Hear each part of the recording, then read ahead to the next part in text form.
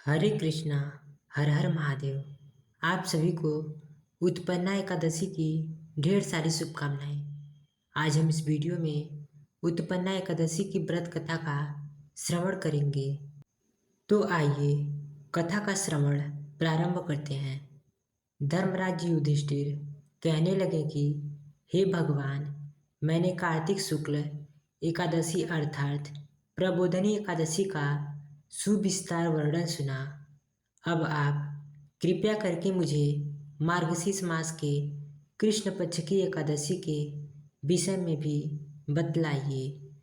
इस एकादशी का क्या नाम है तथा इसके व्रत का क्या विधान है, इसकी विधि क्या है, इसका व्रत करने से किस फल की प्राप्ति होती है।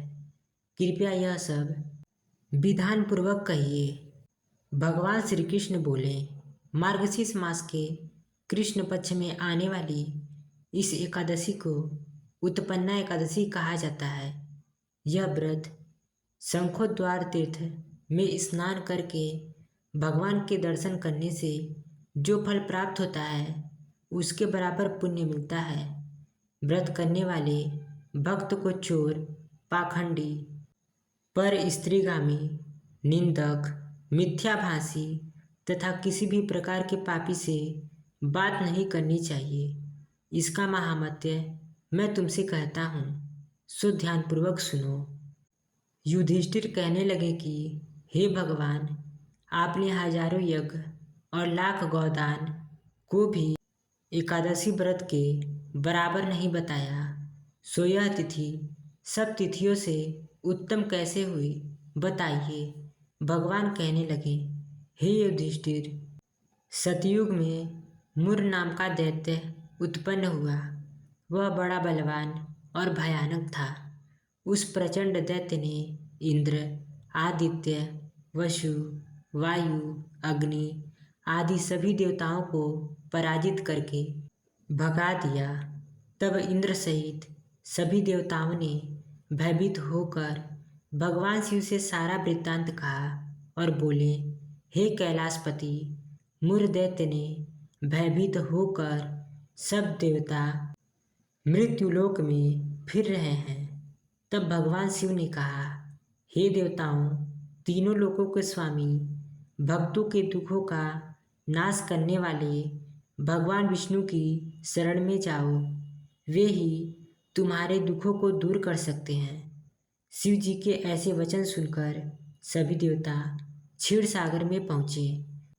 वहाँ भगवान को शयन करते देख हाथ जोड़कर उनकी स्तुति करने लगे कि हे देवताओं द्वारा स्तुति करने योग्य प्रभु, आपको बारंबार नमस्कार है। देवताओं की रक्षा करने वाले मधुसूदन, आपको नमस्कार है।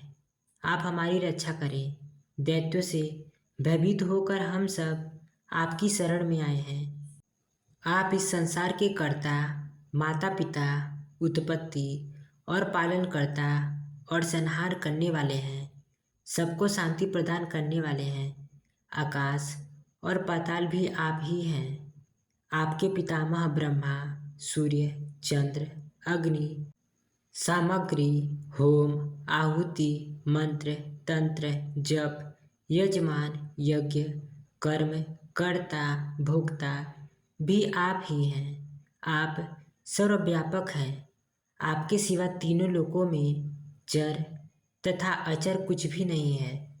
हे भगवान, दैत्यों ने हमको जीतकर स्वर्ग से भ्रष्ट कर दिया है और हम सब देवता इधर उधर भागे भागे फिर रहे हैं। आप इन दैत्यों से हम सबकी रक्षा करें। इंद्र के ऐसे वचन सुनकर भगवान विष्णु कहने लगे कि हे इंद्र, ऐसा मायावी दैत्य कौन है जिसने सब देवताओं को जीत लिया है? उसका नाम क्या है? उसमें कितना बल है और किसके आश्रय में है तथा उसका स्थान कहाँ है? यह सब मुझसे कहो। भगवान के ऐसे वचन सुनकर इंद्र बोले, भगवान, प्राचीन समय में एक नाड़ी जंग नामक राक्षस था। उसके महापराक्रमी और लोक विख्यात मुर नाम का एक पुत्र हुआ। उसकी चंद्रावती नाम की नगरी है। उसी ने सब देवताओं को स्वर्ग से निकालकर वहाँ अपना अधिकार जमा लिया है। उसने इंद्र, अग्नि, वरुण, यम, वायु, ईश, चंद्रमा, नैऋत आदि सबके स्थान पर अधिकार कर लिया है। सूर्य बनकर स्वयं ही प्रकाश करता है, स्वयं ही मेघ बनकर बैठा है और सबसे अजेय है। हे असुर निकंदन, उस दुष्ट को मारकर देवताओं को अजेय बनाइए। यह वचन सुनकर भगवान ने कहा, हे देवताओं, मैं शीघ्र ही उसका संहार करूँगा। तुम चंद्रावती नगरी जाओ। इस प्रकार कहकर भगवान सहित सभी देवताओं ने चंद्रावती नगरी की ओर प्रस्थान किया। उस समय जब दैत्यमुर सेना सहित युद्ध भूमि में गरज रहा था, उसकी भयानक गर्जना सुनकर सभी देवता भय के मारे चारों दिशाओं में भागने लगे। जब स्वयं भगवान रणभूमि में आए तो दैत्य उन पर भी अस्त्र शस्त्र आयुध लेकर दौड़े। भगवान ने उन्हें सर्प के समान अपने बाणों से बींध दिया। बहुत से दैत्य मारे गए, केवल मुर बचा रहा। वह अविचल भाव से भगवान के साथ युद्ध करता रहा। भगवान जो भी तीक्ष्ण बाण चलाते वह उसके लिए पुष्प सिद्ध होता। उसका सिर छिन्न भिन्न हो गया, किंतु वह लगातार युद्ध करता रहा। दोनों के बीच मल्ल युद्ध भी हुआ। 10,000 वर्ष तक उनका युद्ध चलता रहा, किंतु मुर नहीं मरा। थककर भगवान बद्रिक आश्रम चले गए। वहाँ हेमवती नामक सुंदर गुफा थी। उसमें विश्राम करने के लिए भगवान उसके अंदर प्रवेश कर गए। यह गुफा 12 योजन लंबी थी और उसका एक ही द्वार था। भगवान विष्णु वहाँ योग निद्रा की गोद में सो गए। मुर भी पीछे पीछे आ गया और भगवान को सोया देखकर मारने को उद्यत हुआ।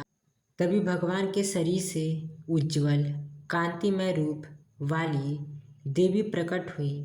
देवी ने राक्षस मोर को ललकार कर युद्ध किया और उसे तत्काल मौत के घाट उतार दिया। श्री हरि जब योग निद्रा की गोद से उठे तो सब बातों को जानकर उस देवी से कहा कि आपका जन्म एकादशी के दिन हुआ है, अतः आप उत्पन्ना एकादशी के नाम से पूजित होंगी। आपके भक्त वही होंगे जो मेरे भक्त हैं। तो ये थी उत्पन्ना एकादशी की व्रत कथा और उत्पन्ना माता की उत्पत्ति की कथा। जय श्री हरि।